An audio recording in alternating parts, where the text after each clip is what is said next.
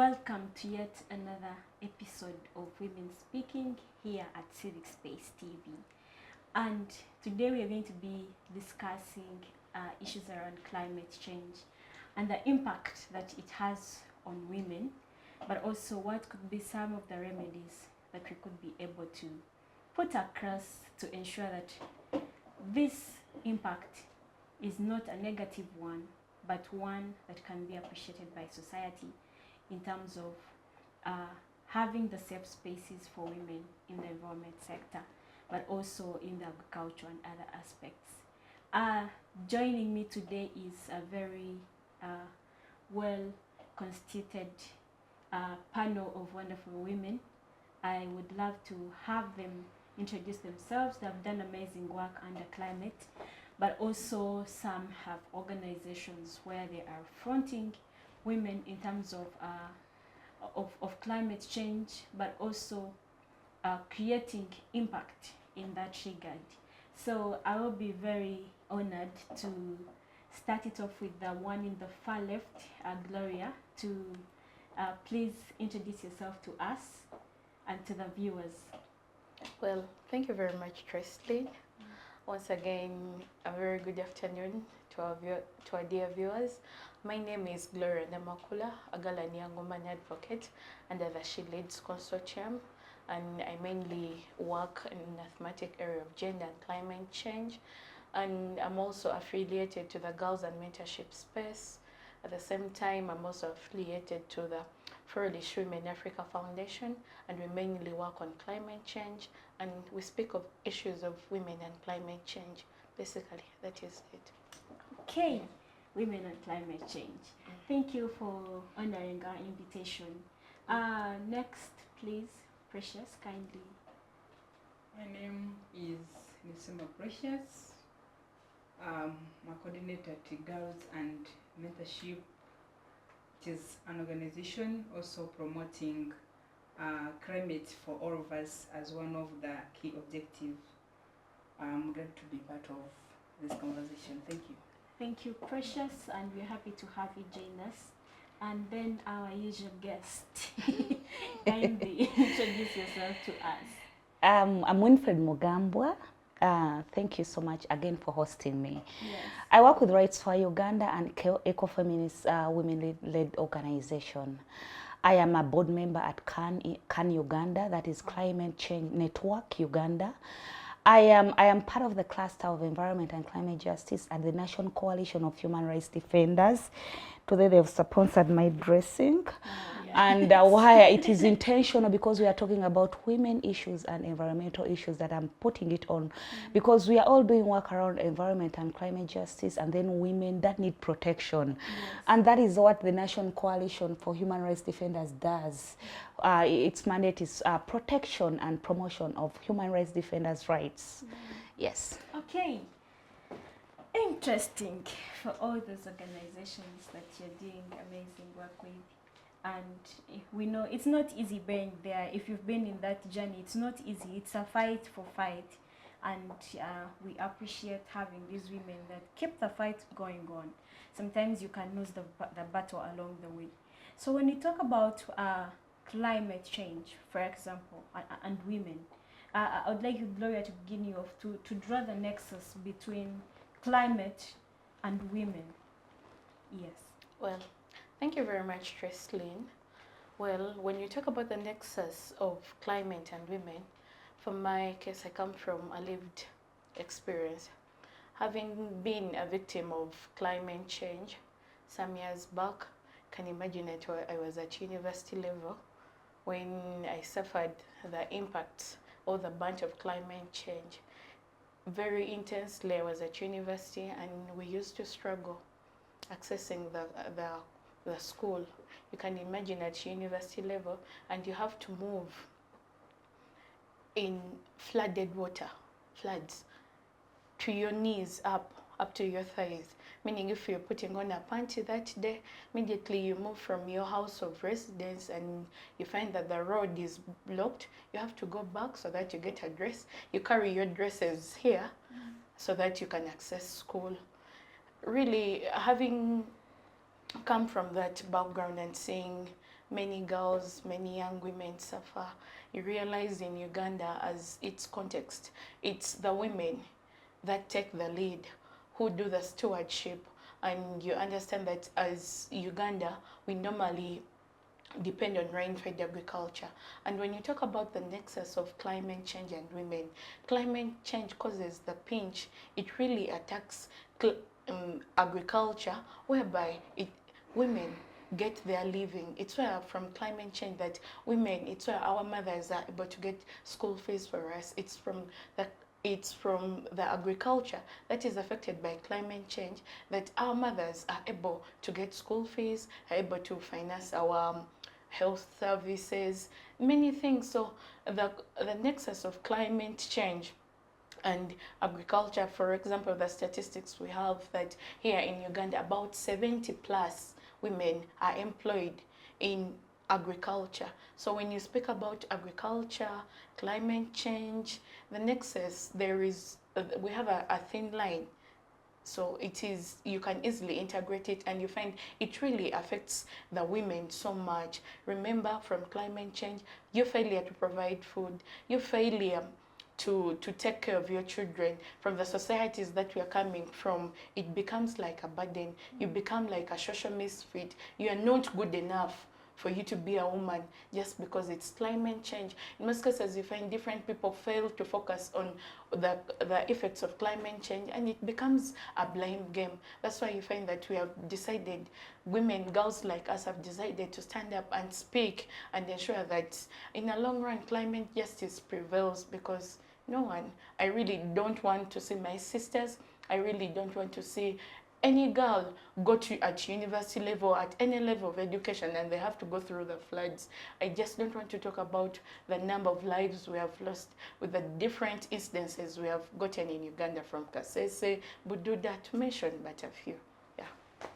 Wow, thank you, Gloria, for that. I also know that climate, women and young girls are most affected. Because in communities, for example, where I come from, when we have drought, you have to walk kilometers and kilometers to get water. And you're looking at a girl's health, perhaps wants to take a bath, perhaps you're looking at a pregnant mother who is traveling, who is walking with this jerrycan on top of her head, or you're even looking at violence, because how are you going to explain to the man that you spent an hour going to fetch water? So it is a conversation that is timely, and I think it is a conversation that should actually keep on each and every time. To get to you, Precious, what is your understanding of climate change and the nexus you think it computes with the women and young girls? Okay, thank you, today's moderator, Madam Tracy Nakunda. On the issue of the climate, of course, we have been affected by climate in so many different ways. Like looking at the social impact of it, how we're accessing the social services with impact from the negative effects of the climate. Look at education, the schools where they are in most of our areas. Once there is a problem with the climate, especially when there is maybe the floods in particular, you find many of us cannot access our schools. In an area where I come from, covered, most students who cross Lake Bunyonyi to reach the island area, and also all the schools around, they cannot access, meaning that if there are tides on the lake this day, you have to go back home, including PRE, because we saw in the PRE report that most students missed the PRE exams because of the climate effects. There were floods everywhere, and students were not having where to pass. And some of them actually had to write exams when it is too late because of the rains that were there. And these students, of course, they are fighting for the future, but again, the climate is not favoring the conditions. And I've also seen that why is that there are those differences in climate. And basically we know women were the mothers of the nation. How are we feeling towards, how are we feeling, are we overcoming this problem of the climate change effects? Are we happy with it? Should we continue just crying on and we just say, oh, there is bad climate in Uganda, oh, our country is bad? We look at the health effects, how the diseases in our villages are easily spread, because when you look at the reports from the health ministry, reports of cholera, diarrhea, when you visit areas of Bududa, you can find these diseases are still there and spreading each day. And it's the women, because the women are the ones who are at home. The women is actually the ones who are holding the children without equipment, without enough guidance, without good awareness. You'll find out that there is that mismatch that we are having in society as women, and that's why there are now very many reports of whereby there is an increased child mortality rate, because the women are not informed, and therefore the health precautions are not well observed in most of the areas. Then we look at the environment. My friend has mentioned of the flooding areas on record, and it has continued to happen for many years. The Bududa areas, almost the whole eastern region, beside other regions of the country. But we see these areas, the problem has continued to happen, and no one is minding about them. Most of us come to know that there are effects of even just the rubbish we just not manage well after the stage issue that we saw in the news, that even people in the village were calling us, people who are in Kampala, have you seen the Kasasiro, what is happening there? And that is an effect that can affect, and we see that very many women, because most of the times it is the women that are at homes, maybe are doing the domestic work, and also even doing some business. We see that the majority of the women were affected, and some people are quiet about it, and even most of these people actually have not got that justice. And actually the person who was like, when I reported, they even arrested me. Now you are seeking for justice, but again, as you are raising your voice, they're saying that maybe you are becoming also a criminal to your fellow neighbors and also to the country itself. Yet it would be your neighbor to protect you through raising the voice, or your country to protect you, since it is the responsibility of the state to protect its citizens. Thank you. Oh, interesting. To speak to you, Madam Winfred, she mentioned something to do with women and how climate affects the health sector. There is a research, but also a program I participated in, of how to ensure that the climate language, but also with installation of solar plants as one of the mechanisms on how we can have, more women in health centers served. These solar plants, some were able to increase the lighting in wards, and even operations were easily done. And on statistics is that the number raised from having 9 babies per month being born in that hospital to around 45 babies per month. To speak to climate and the health sector and care systems as rights for her, but also as an ecofeminist, what are some of those alternatives that you think climate change or climate action can be used to fit in, to ensure that the rights of women, but also the healthcare systems align more to the interests of young women and girls in societies and communities? Before I get to the question, I want to take us back to show that climate, women issues and climate issues are intertwined. Oh, yes. You can't separate the two.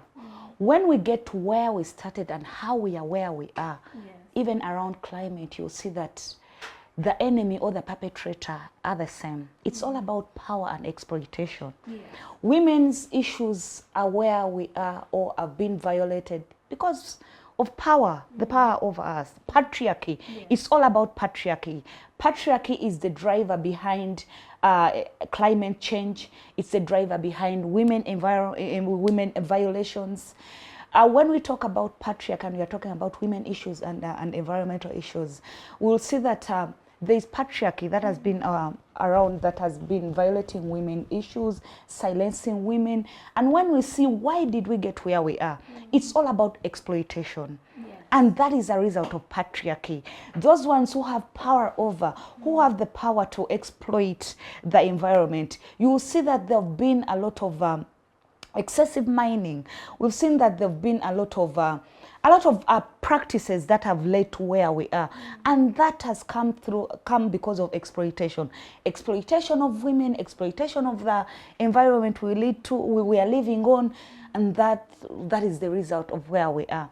And when we get to health, when you ask to speak about health and women, yes, first of all, environment, where we live on, or the health of the environment, or the different crises of climate change contributes so much, not only around birth. Yes. You know, Yes. by the time health starts it goes beyond that. And when she talks about she talks about how she was affected, I believe that everyone from childhood, everyone has been affected with food security and food insecurity. Yes. And from childhood, yes, and that is all around health. It also speaks about health. Yes. Because by the time, even when a woman gets pregnant, before he gives birth, their nutrition matters a lot. To either keep the baby and also have a healthy baby for the 9 months. So even it starts how the person is brought up. Are we even getting the food security, nutrition, food and nutrition security? We have seen climate change affecting food and nutrition security. Yes, and it is the women that are affected more. She talked about floods.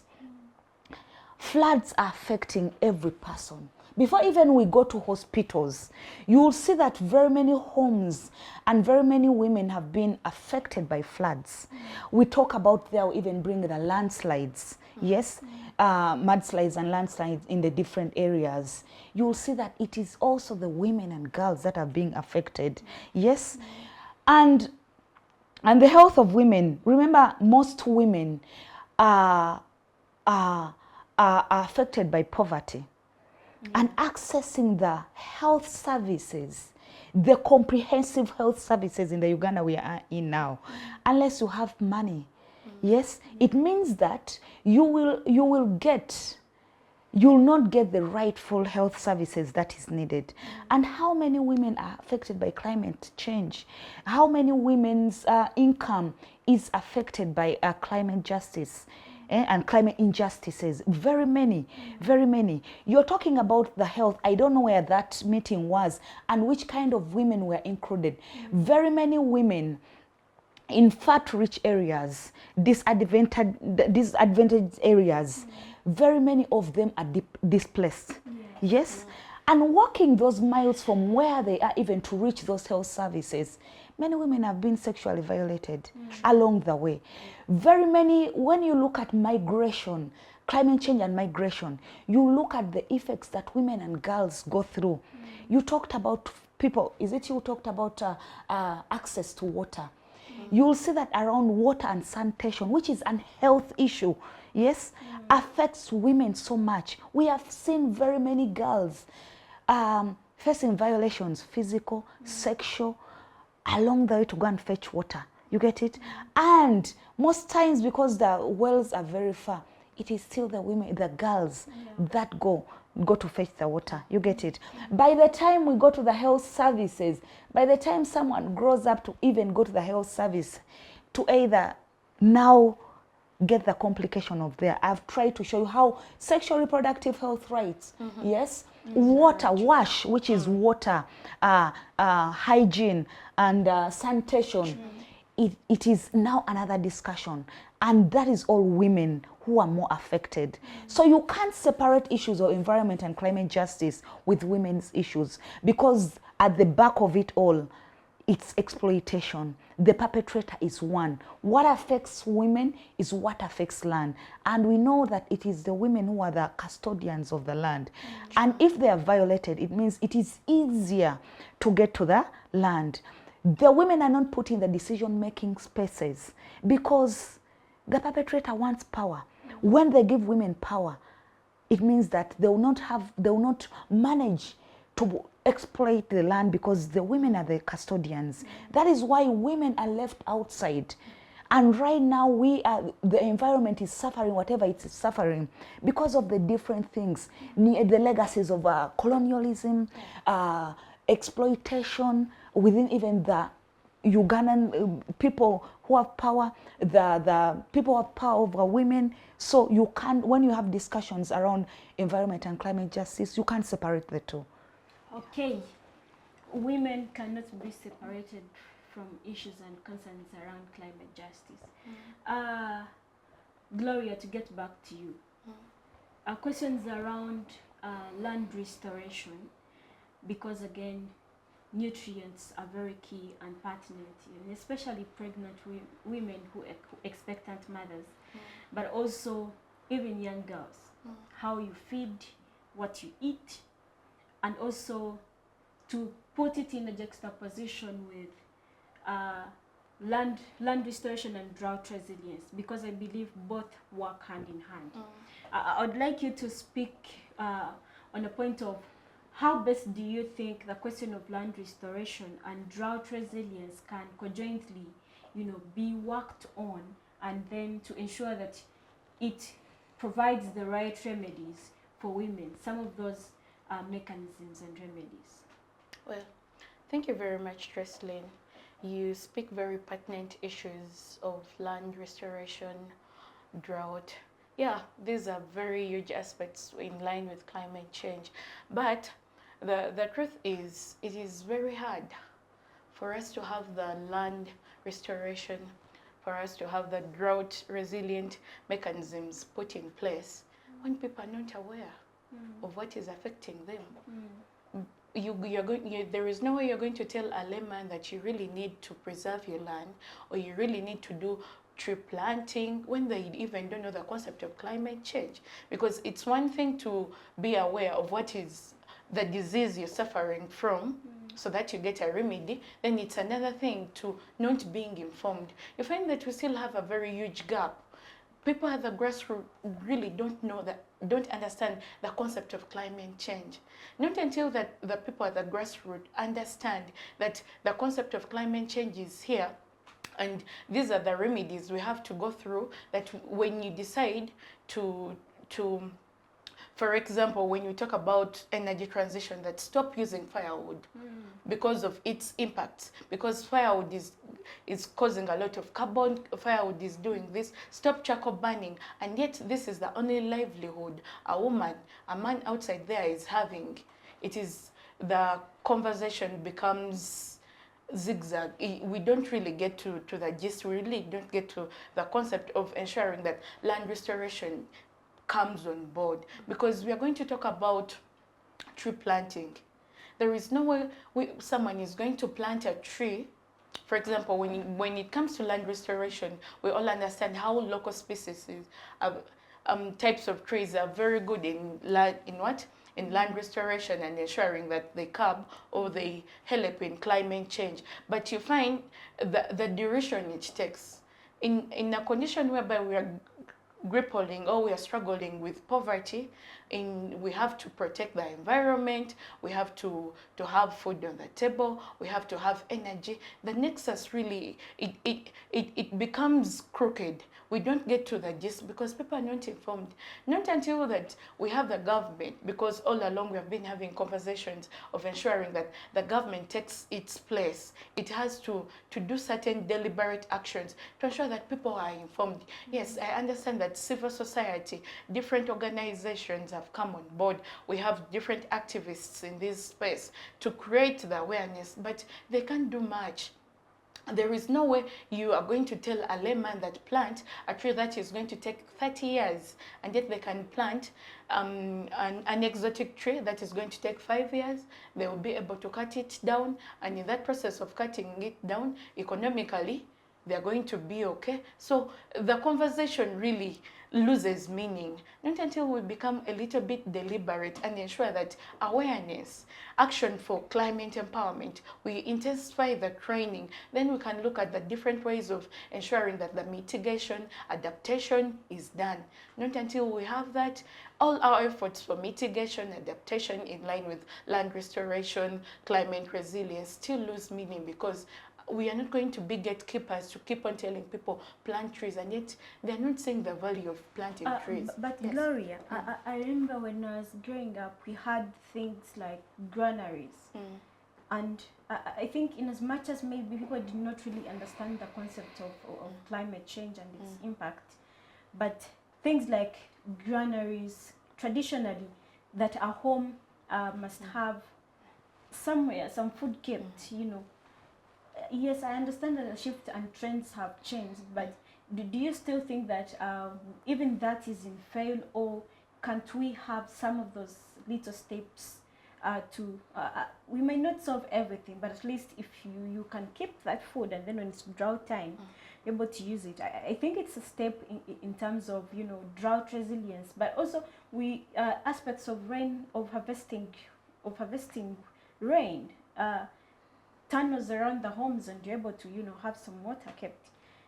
Yeah, I really agree with you when it comes to indigenous knowledge. Yes. Because ideally climate change has been on. However, most of us didn't understand it was climate change. But remember, we are speaking about climate change, but when we come to the supply or the demand of the foodstuff, back then someone would plant or 2 cups of maize, they get sacks of maize. Yes. Right now, everything is uncertain. There is no way how we are grappling with different weather conditions, whereby rainfall is very uncertain. We don't know whether it will rain. Seasons are all altered. That women or people will have chance to have something in surplus to put in the granaries. I really agree when it comes to food security, that if we could have, like, for example, different governments have stores where they keep this food, but you find when you put it at the local context, the output, the productivity of crops right now is really small. It is less, because I did a research in the East in line with rice growing and climate variability. You find that it has really distorted everything. People are running away from agriculture. However much we still say that agriculture is the main source of livelihood, not until it goes back to the government, that we have deliberate actions whereby even the production, the little produce we have, we are able to add value to it. Then we can speak, because there is no way we are going to put in food in granaries, and yet they don't have value. They are perishable. For example, tomatoes, there is no way we are going to put tomatoes in granaries. When you talk about things like cereals, if we don't have deliberate government inputs whereby we have the agriculture producers added value to, food security still becomes an issue. We talk about drought. You talked about harvesting water. Harvesting water has been there, but when you look at the oscillation, how rain is coming in, you find it's in a different what? In Uganda, we are known for having 2 seasons, but right now you don't know when it will rain. Yeah. Yes, we have bodies that are trying to do the weather forecast, but still the information doesn't get back to the person on the ground, the farmer, the woman who is doing the rice growing, the woman who is doing maize growing, that you really need to do this at a certain time or during this time period. So, thank you. Precious. Gloria mentioned something on the government's role on taking this, and I know that you could give us a little bit of the maybe policies and the government take, or what you think must be fit into this to ensure that the policies are gender, first of all, gender approachive, but also responsive. Okay, thank you. Yes, the government has a big role to play in this issue of climate. However, we need to look at approaches of partnership. Before, we used to hear about NADS, the National Agriculture Advisory Services, and they were doing very well, especially in our local areas. Yes. But this time, NADS kept on dying and disappearing. Basically, they would help these farmers to understand the relevant methods to use in the current changing world, whereby currently the farmers have just formed these small organizations for farmers association, something, so that they can support themselves on those small levels. However, they also face so many issues of like funding, because at times they need an expert to come and educate them on some updated methods that can really work for them, so that they can improve on the yields and they be able to fight for hunger. Because we have seen that among the SDGs objectives, one of them is to fight poverty and also to fight hunger. And these two cannot be fought when people are just lacking of the direction to take. So we need to look at these farmers associations and we empower them, because at least almost every village in Uganda has got that association for the farmers, whereby they meet, maybe they are doing some small saving, which is even after the season, so that they can support their fellow farmers who want to get like some loans and invest much in agriculture. Because we are not moving away from the agriculture, as we know that at least every person in Uganda has done the farming, because it is a leading activity that we see, though there is a question whether people are becoming rich with farming or not, and whether we should try some other activities and leave out the farming for the local village farmers. So it is a big question, and the government, to me, these organizations, they should be strengthened, and actually more should be formed and supported, because we have seen NADS is no longer working, because it was actually the major body which was campaigning for better agriculture standards with proper methods and approach in all villages in Uganda. Actually, the offices now, someone can say they're even now closed. Farmers are lacking some services so that they can understand which nutrient do they need to involve like improved labor, maybe use of machines. If we are affected by the drought, can we have improved irrigation schemes so that really we can fail to die of poverty and hunger? And also when you look at how they are doing it themselves, you can find there some negative cultural values that they are practicing. They have the beliefs like whereby they say this season is for only sorghum and everyone has planted sorghum.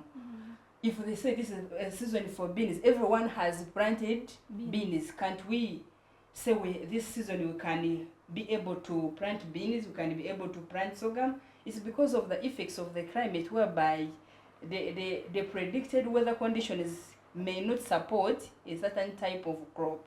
But if there are really some other ways and approaches provided, whereby we can say, okay, if this crop is maybe affected by the sunshine, this time we can have some improved irrigation schemes. Like we have seen it in some areas, but many of us, the irrigation scheme that we know is whereby you irrigate a small jerry can and begin watering a certain plant, so that you can maybe get the leaves if it is maybe the cabbage. So you can find all these affecting us, and actually when you come to the policy framework of it has not provided relevant information that is from the ground. You can see they're talking about the theoretical work. It is not practical, and that's why when you look at the supermarkets in Uganda, most of the products that are there are not from Uganda. If they talk about improving the already harvested crops, how can we keep them for a long time? How can we add value to them? Because I think we've been having a conversation of adding value to what we have harvested, because that's where the losses always come from. Now we have the conversations of coffee, because now you find that there is a lot of monopoly in it, because the person who is supposed to maybe have some profits from it is lacking information and cannot access the market. Yeah, thank you. Okay, Winfred, I would like you to talk about renewable energy, how women can fit into the aspect of renewable energy to better their lifestyle, but also ways of living. when we talk about renewable energy, we have to first speak to where we are as a country. Uganda, like many other African countries, has a problem of climate financing. And when the country at large has a problem and they say there is no budget for climate financing, it means it is now going to trickle down to gender climate financing. That is where also renewable energy falls. Yes. And it gets to how are women going to benefit and which percentage are going to benefit.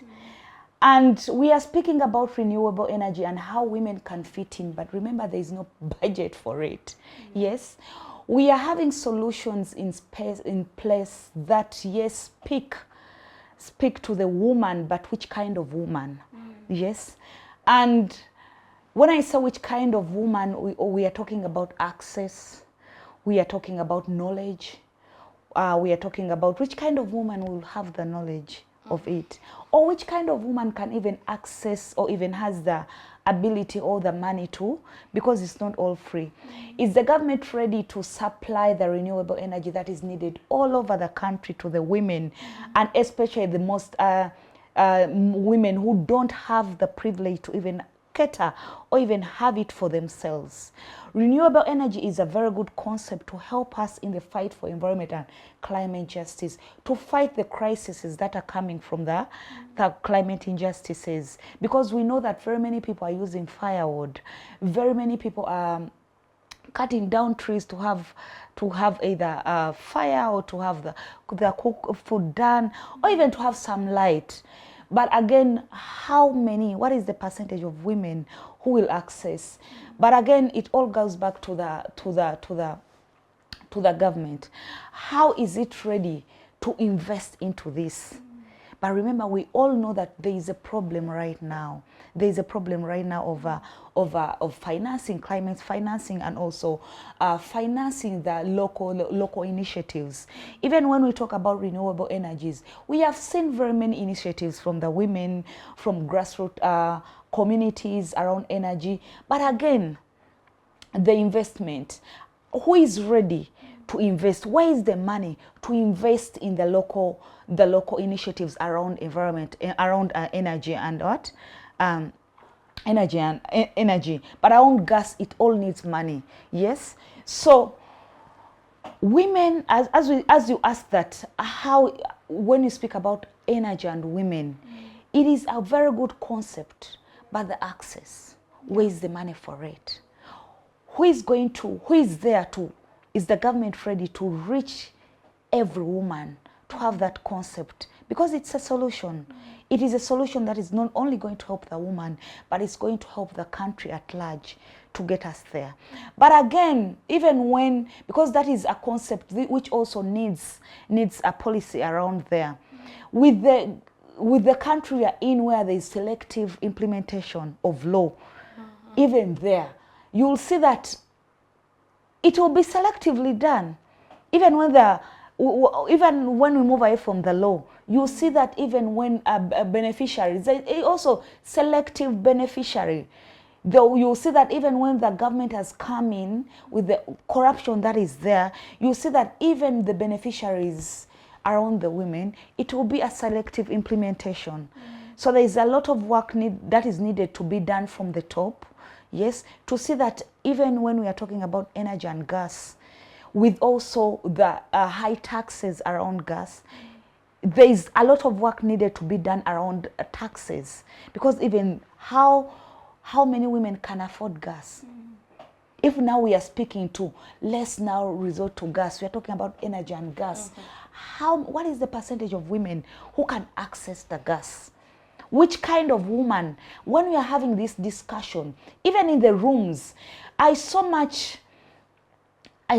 want us to remove the room, to get away from the boardrooms, to go to the down woman. Which kind of women are speaking around energy and gas? Are we having women around Kampala speak about, or even shape the policy around women and around gas and energy for a woman down there? How many women from down there who are mostly affected around gas which kind of women or which kind of person, even if it's not women, which kind of persons are shaping the policies around energy and gas? Do they speak to the woman down there? Are we having women in the room who don't represent the real person? Because when you look at environment and climate justice, it affects us differently.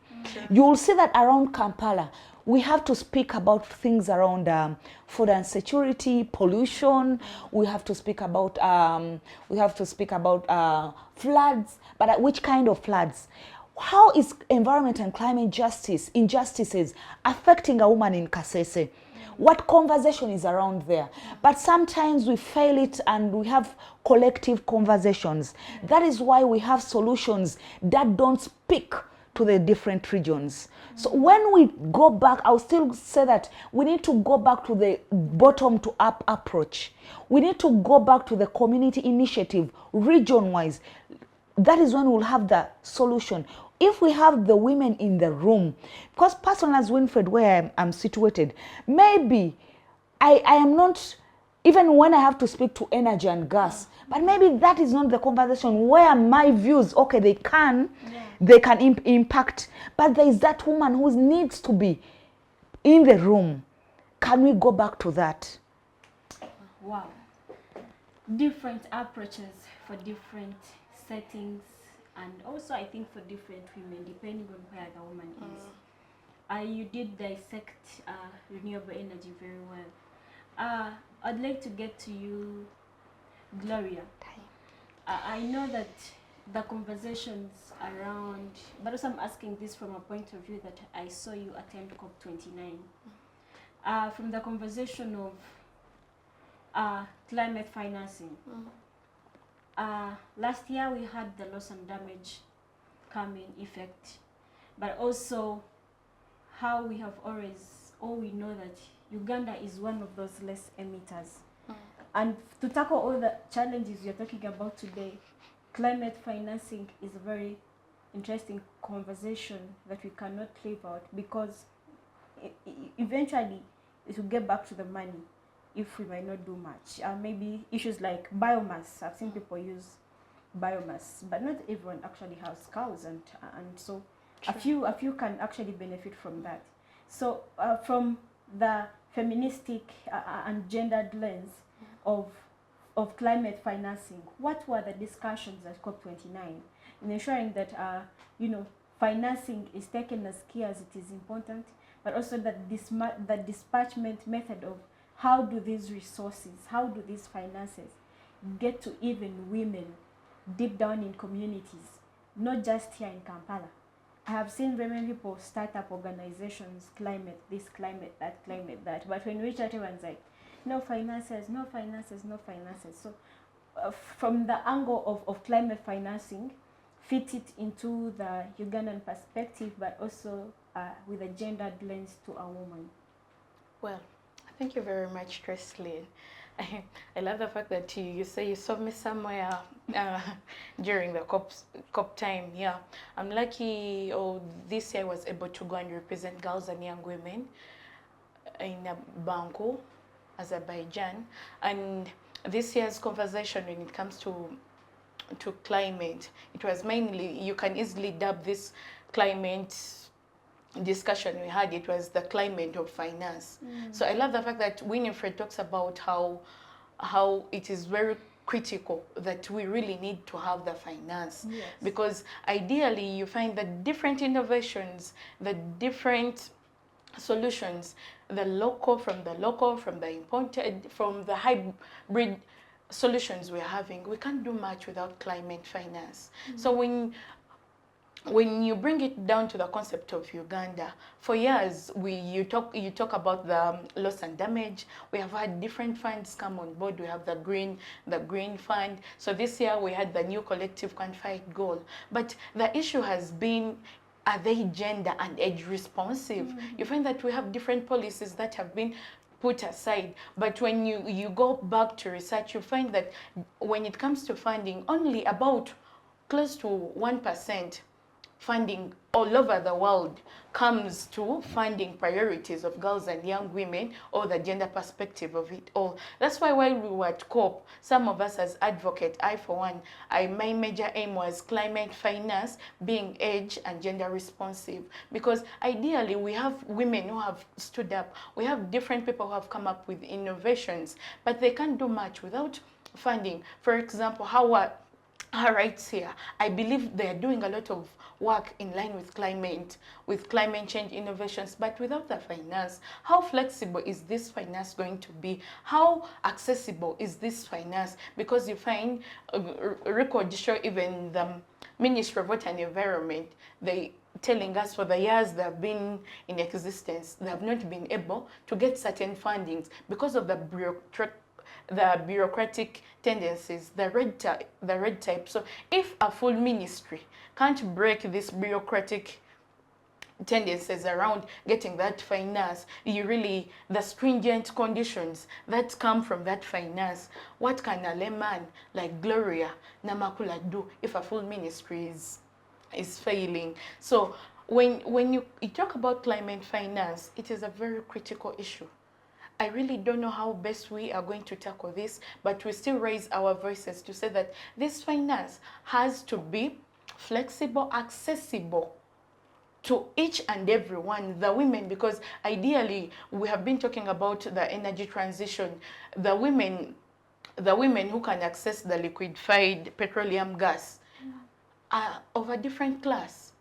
Then the women, our mothers back down, who do the chores, who do the hard work, they're not able to access this. But all this goes back to finance. Not until certain innovations become deliberate and we have the different superpowers, the biggest polluters, because ideally, I think none of us, by the time the industrial revolutions happened and climate change was brought on board, none of us was in existence. We are here paying for the crimes that we didn't cause. We are here paying for the effects that we even don't know how they began.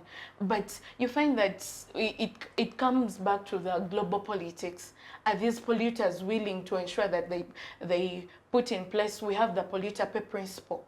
Are they willing to disperse those funds? Yet, this time around, you find that different funds that are coming on board, they are loans. You know what it takes to get a loan. I don't know how a girl like me who doesn't have any surety, then actually a girl like me may be underrated. A person in the grassroots who has never read, they don't know how to read, and you're telling them they have to go through this process to get a loan. Can we have grants come on board? Because different innovations are here. People, girls, women are trying, using the science of local exotic knowledge to ensure that they come up with innovations to ensure that we meet the goal of a net zero. But you find that when it comes to climate, which is the major actor here, climate finance, it is nowhere.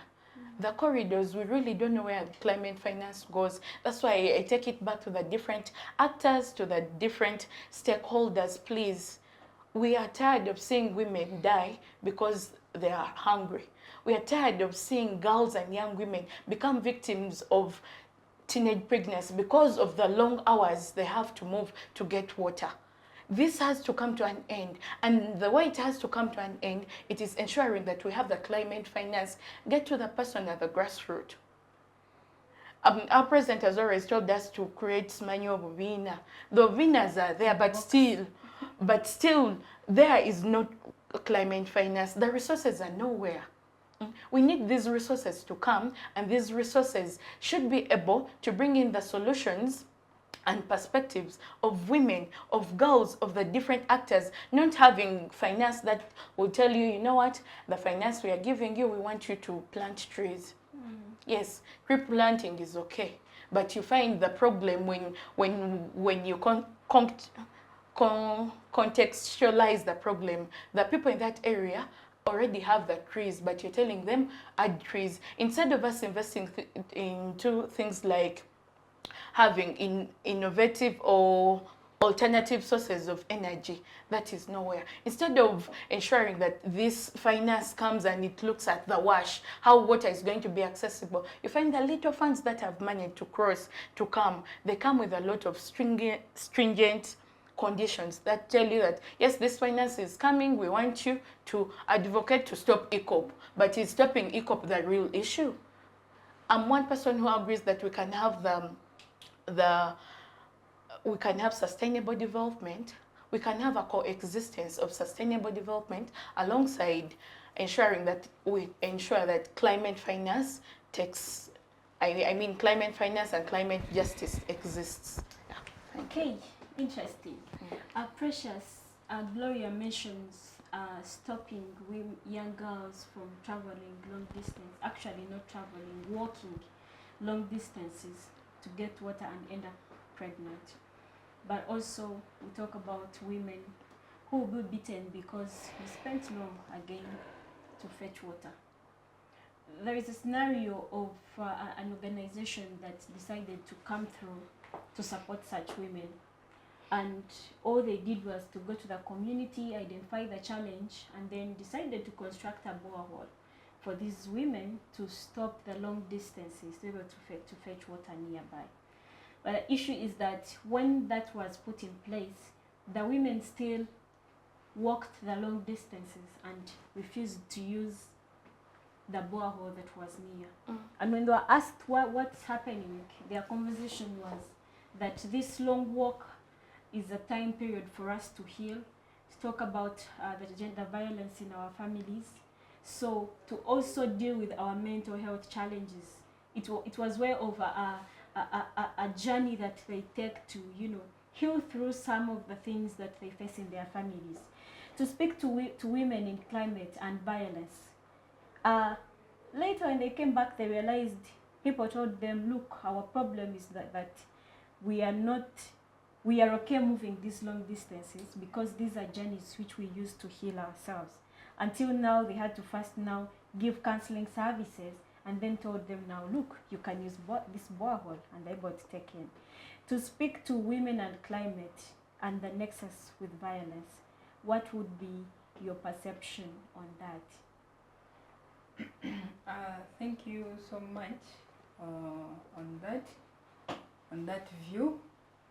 Yeah, so this is an indicator that women are facing so many challenges, and the challenges vary from situation to situation, from day to day, because what is happening today may not be the same as what is going to happen tomorrow, and what is happening during a certain period of time. For example, if the woman is taking the child to school, again if the woman is bringing back the child at home, again if this woman is going to the garden, there are always challenges along the way. If it is the issues of climate, and as I've said, these women are healing while they're just going to fetch water from a long distance. And indeed, it is true, actually, that is what is happening in most of the villages, as an indicator that the issues of parentage are still lacking. We don't have the people to talk to, so we are still fighting with emotional violence within ourselves and all the kind of physical violence, and we don't have the people to talk to. The counselors are just nowhere to be seen, actually the expert counselors, because at least if someone is an expert in a particular area, is very technical in how to perform a certain program, if it is a counseling service in particular. On that, I'm glad that they went on the ground to solve the cause of the problem. However, there was a problem of lack of water that was earlier identified. Actually, when you come to our village, that's how we grew up. You find that when your parent annoys you, you just get your jerry can, you move a long distance, you go to where the water source is, you sit there as you wait for your age mates to come and start conversing with you. We'd also use it as a time for sharing our dreams, because many girls would be like, which school are you joining? Have you experienced this? Because we have those adolescent changes, and it will be our time also to share. But also it shows that there are limited platforms for people to express themselves. And as you have seen, we have leaders right off from the local council, because we have the vice chairperson, local council 1, who is responsible for the children affairs. It means that these people need to move away from their homes, from the offices, wherever they are. They come on the ground and visit actually homes, because that is the actual work of advocacy, whereby you even conduct different initiatives. You call people of different ages and tell them what they're supposed to do according to their age. Because right now, the system is that the child is for an individual, yet before, the child was for the community. And whenever a person would see someone doing something wrong, they say, oh, why are you doing this? By this time, if a parent talks about a certain colleague's child, will find out there is a contradiction. Why are you concerned about my child? So I think there are some values that we are living out, thinking that they're outdated, yet they were the ones helping us to bring strong girls and boys in the community, because we cannot have strong girls when the boys are weak. We need partnership so that we can achieve something that we can really look at and admire. Okay, I thank you. We are almost coming to the closure of the conversation, but before I get to your parting shots, I would like just in 1 minute, Madam Winfred, to talk about climate language. I have had complaints from people that the language around climate is a bit diplomatic, and also is not really so much localized for people to understand the whole idea of climate change. And how best do you think these languages could be formulated to be understood by at least everyone in 1 minute, and then we have our parting shots? In fact, that question you're asking will speak to also, it also somehow interlinked to the first example you gave this one to speak to. And I remember somewhere I talked about the bottom approach, and then the bottom to up. That is the problem we're having. Not only in climate, when you look at many things, even now, let's go to the Constitution of Uganda. How many citizens understand it? Until we know that our solutions, every solution we put in place, it has to be localized. Even when we are looking for solutions, or even when we are implementing, or when we are looking for, when we need to have, or is to have first do a needs assessment. Like that, I will still drill to the example you gave.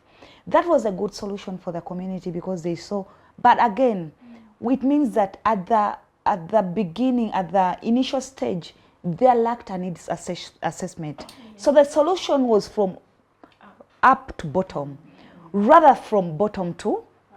I believe if there was in the beginning a needs assessment, and not just an intentional bottom to up needs assessment, they would have seen why these women are working. Yes, even when that is where they have to get the water from, but again they would have identified the other problems that wouldn't have costed all that time to solve the problem. But good, later they got back to, and that is how everything that it is. We talk about the language.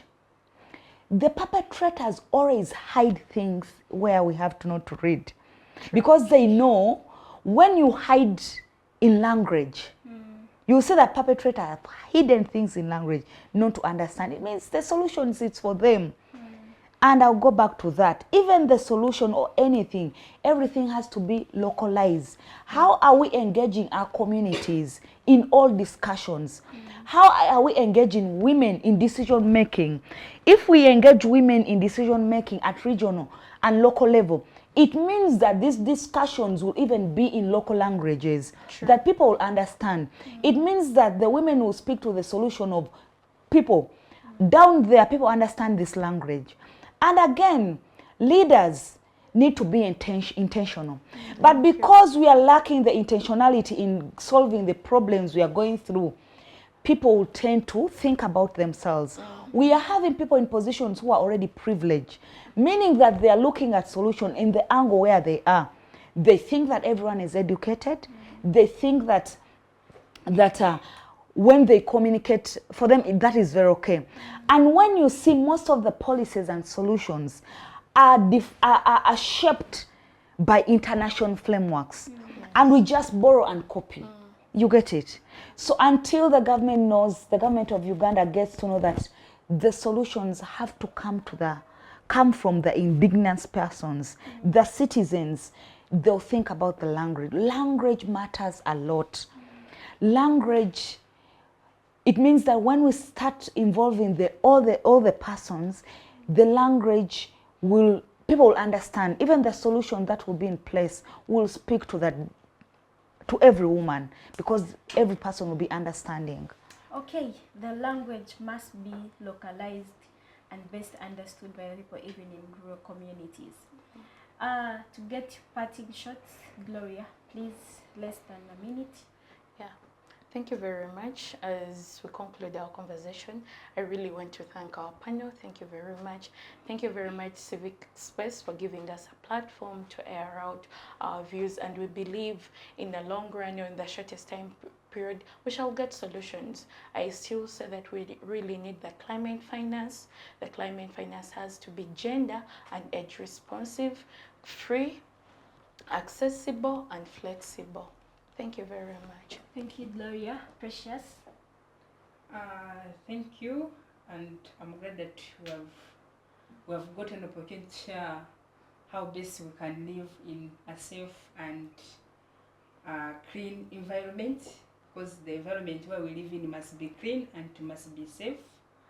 And also all the rights are really provided as per our Constitution 1995 as amended under the NEMA Act, and also different policies. So as we do this, let's also always understand the policy framework of this, because most of the times we say it ends in the courts. So most of the time it's the court to give you the decision whether you have rights and whether your right has been violated. Thank you so much. Thanks to Girls and Mentorship Space where I come from. Thank you, Civic Space TV. Thank you, Center for Constitutional and Governance, and all of you for being part of this discussion. Okay, Ms. Winfred. There is no planet B. We are all living here, and we must coexist regardless in all our diversity. So what does that mean is we need to collectively, we can only achieve this when we collectively get engaged, when we don't discriminate, when we become each other's keeper. That is when we shall achieve whatever, because our action, my action on this one planet we are living, because there is no other planet, my action will directly affect your existence on this planet. Meaning that when I damage the environment, maybe because of either the discrimination or either what I'm going through, later it will trickle down to you. So let's coexist peacefully on this planet. Let's be each other's keeper. Let's make sure that we collectively coexist and take care of Mother Nature collectively. Thank you so much.